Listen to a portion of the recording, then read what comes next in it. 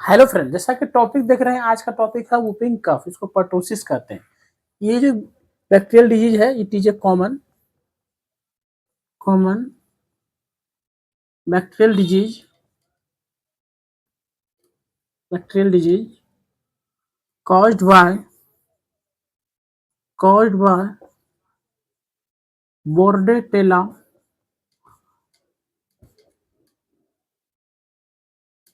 pertussis bacteria. इसके द्वारा होता है, बॉर्डेटेला पर्टोसिस के द्वारा।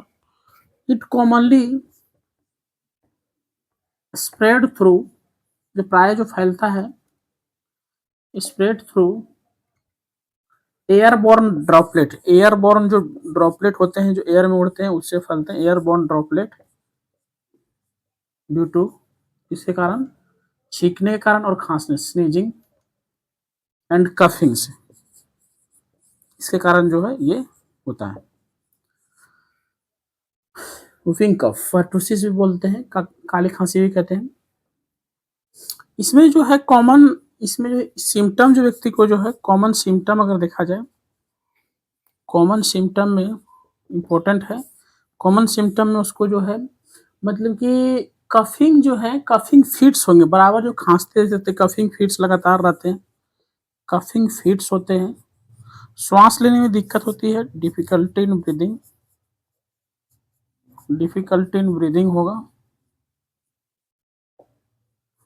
तीसरा, इसमें नाक बहते हैं, रनी नोज हो सकते हैं, रनी नोज होते हैं, फीवर रहते हैं। ये जो है ये सब कुछ कॉमन इसमें सिम्टम है। इसमें प्रिवेंशन के लिए आप जो है, जो भी व्यक्ति वुफिंग कफ से ग्रसित है, उनसे आप दूरी बना के रखें। आप जो है प्रिवेंशन के तौर पे डीपीटी का वैक्सीन ले सकते हैं, जिसमें डीपीटी में डिप्थीरिया पर्टुसिस टिटनस, इसकी वैक्सीन लें, या पेंटावेलेंट की वैक्सीन ले सकते हैं प्रिवेंशन के लिए। प्रिवेंशन में जो है आप ये वैक्सीन ले सकते हैं, डीपीटी। और कुछ कॉमन मेडिसिन, जैसे जिस तरह का प्रॉब्लम रहेगा, सिम्टोमेटिक ट्रीटमेंट के द्वारा भी है आप वुफिंग कफ से समस्या से निदान पा सकते हैं। मेन जो है, आपको अगर कहीं बाहर जा रहे हैं, बाहर से आ रहे हैं, तो आप जो है प्रॉपर, जो अच्छी तरह से हैंड वॉश करें। इससे बहुत अच्छी तेजी से जो इससे बचा जा सकता है। ये आज की वीडियो में हमने वुफिंग कफ के बारे में आपको बताया।